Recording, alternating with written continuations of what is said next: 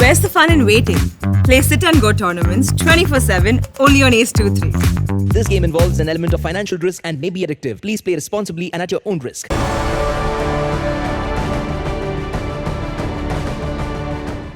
Retail sector में काफ़ी बदलाव आ गए। आज़ादी के समय कुछ कंडीशंस ऐसे थे भारत देश में कि कोई भी आइटम मिलने का कुछ राशन सा था। तो अगर किसी को सुबह में दूध खरीदना हो तो जाकर के लाइन में खड़ा होना पड़ता था, सबके हाथ में उनके लिए टोकन होना पड़ता था। और अगर अनाज चाहिए हो तो राशन में जाकर के लाइन खड़ा करना पड़ता था। तो इस हिसाब से जो था एक सप्लाई की कमी थी। लेकिन जैसे जैसे भारत आगे बढ़ता चला गया तब बहुत से आइटम्स देश में बनने लगे, काफ़ी आइटम्स का सप्लाई बढ़ता गया और हमने ये देखा हुआ है कि कस्टमर्स को चॉइस मिलने लगा था।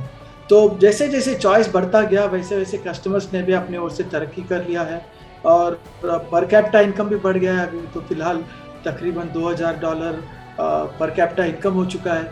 और जैसे पर कैपिटा इनकम बढ़ता है और मिडिल क्लास बढ़ते हैं वैसे कंजम्पशन भी बढ़ता है और जीडीपी भी बढ़ता है। ये हमने देखा है कि कोई भी देश को तरक्की करने के लिए कंजम्पशन बढ़ाना ज़रूरी है और भारत देश में भी यही हुआ।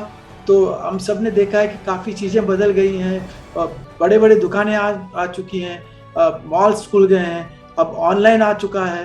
तो इस हिसाब से जो है कस्टमर्स के लिए काफ़ी सुविधा हो गए हैं। तो ये बहुत बड़ा चीज़ है। इसी के साथ जितने मैन्युफैक्चरर्स हैं, सप्लाई चेन के जितने लोग काम करते हैं, कार्य करता है, उनके लिए भी ये कंजम्पशन रहना बहुत ज़रूरी है और यही अच्छा एक इस देश के लिए हुआ है। इतना ज़्यादा आबादी है तो इसका मतलब ये है कि इकोनॉमी बढ़ नहीं पाएगा।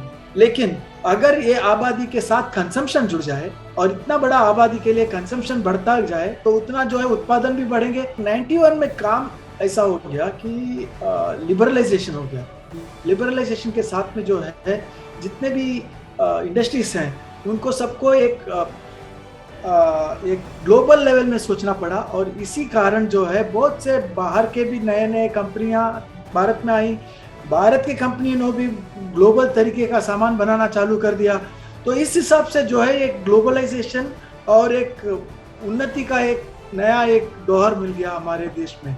और इसी के साथ जो है रिटेल में भी फ़र्क पड़ा क्योंकि बड़े बड़े दुकानें आ गए, सुपरमार्केट्स आ गए। फिर उसी के साथ जो है इलेक्ट्रॉनिक्स की दुकानें आ चुकी थी। आईटी सेक्टर में इंडिया ने बहुत अच्छा काम किया। इसके वजह से जो है उस सेक्टर के लागू जितने भी सब सामान खरीदने का जो भी था वो सब भी बढ़ गए। और यही देखा गया है कि जैसे मैंने बताया पहले भी कि कंजम्पशन बढ़ता गया। कंजम्पशन जैसे बढ़ेगा, पर कैपिटा इनकम जैसे बढ़ेगा और लोगों को जो ग्लोबल एक्सपोजर मिलेगा तो एक उसका जो एक इकोनॉमिक वातावरण है वो काफ़ी सुधर जाता है और हमने ये देखा हुआ है। अभी फिलहाल आप पर देखेंगे तो कंजम्पशन जो एक रिटेल सेक्टर है वो रिटेल सेक्टर जीडीपी में तकरीबन 15% का भागीदारी रखता है। लेकिन प्रगतिशील जितने भी देश देखेंगे उसमें 40% रिटेल सेक्टर का एक योगदान होता है। और हमें यही सोचना है कि किस तरह भारत देश अगर वो $5 ट्रिलियन इकोनॉमी की तरफ बढ़ना है तो किस तरह से हमारा जो रिटेल सेक्टर बढ़े और रिटेल सेक्टर की वजह से जो है पूरे के पूरे जीडीपी बढ़े। क्योंकि 40% अगर भारत ने भी कर लिया रिटेल सेक्टर की तरफ से तो $5 ट्रिलियन कहीं भी नहीं गया, आराम से बन जाएगा। तो ये जो है एक स्पेशलिटी है रिटेल सेक्टर का क्योंकि उसमें सभी लोग जीतते हैं। रिटेलर जीतता है, सरकार जीतती है क्योंकि सरकार को इससे जो है काफ़ी टैक्सेस मिलते हैं। कंज्यूमर्स जीतते हैं क्योंकि कंज्यूमर्स को चॉइस मिलते हैं और कंज्यूमर को नए तरीके के आइटम मिलते हैं। मैन्युफैक्चरर्स जीतते हैं क्योंकि मैन्युफैक्चर नया तरीके का आइटम्स बनाना पड़ता है और देना पड़ता है। और ग्लोबल लेवल में भी हम ज़्यादा कॉम्पिटिटिव हो जाते हैं।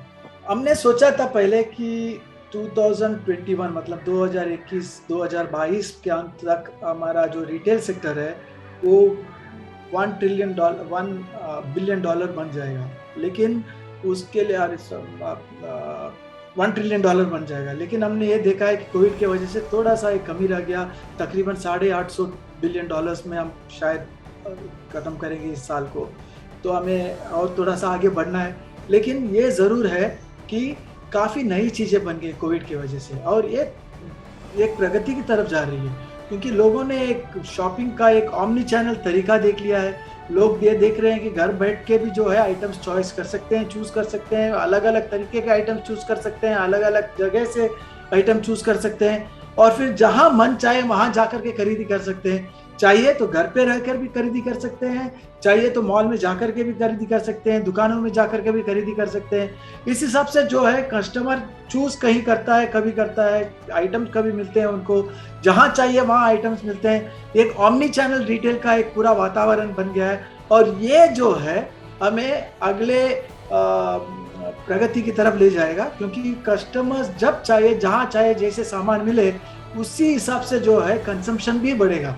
तो हमने जरूर ये 2 साल गंवाए हैं, लेकिन ये 2 साल में काफी नए तकनीक आ चुके हैं, नए तरकीब आ चुके हैं रिटेलिंग का, और ये जो है हमें आगे बढ़ाकर लेके जाएगा। अगले साल में मेरे हिसाब से अगर कोरोना अभी कुछ हद तक काबू में आ जाए, और हम समझते हैं कि वो आ भी जाएगा, क्योंकि एक वैक्सीनेशन का एक अच्छा दौर भी लगा हुआ है इस देश में, तो अगर काबू में आ जाए तो अगले 5 साल में भारत को बहुत अच्छी तरह से रिटेल में बढ़ने का एक चांस मिलेगा।